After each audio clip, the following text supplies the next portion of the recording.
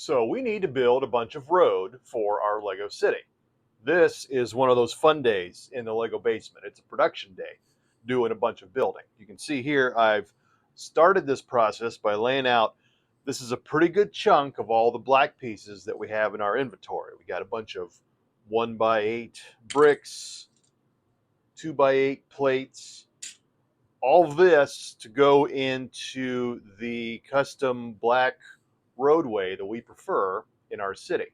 Now, we have built the model of what our city is going to be, and what we can do is consult that model to figure out exactly what we're going to need. And we figured out that we're going to need, for our road system, 24 of these bases. We've already got 2 completed. We're going to need 4 crosswalks. We're going to need 16 just regular pavement with standard yellow solid line. We might mix in a few that have something special like a manhole cover, and we'll get into that a little bit more about that. And then 4 special pieces of pavement that include a railroad crossing. So let's dive into production. So we're going to start with the 4 crosswalks because those are a little more involved. You have to work in some of the white pieces to make this work. And then once we get those all completed, built the same way, we dive into 16 of the regular plates.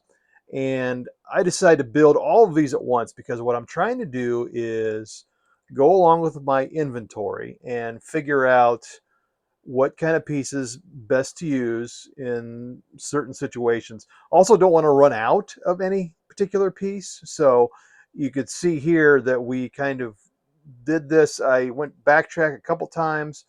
Basically, again, just trying to use the pieces the best way possible. So we've got all the pavement overlays done. Now we need to build these bases that connect to our buildings. And once the bases and the pavement pieces are stacked together, then it's time to go work on those railroad crossings I mentioned earlier.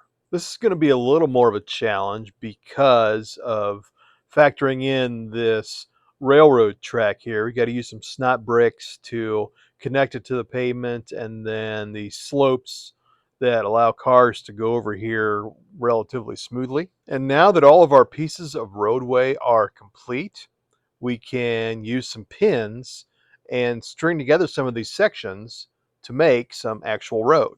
Now there's obviously some detail work left to do, like some gates in front of the railroad crossing. Things like that we'll add as we go. But overall, I really like the look of this. Love to hear what you guys think about our approach to Lego roads.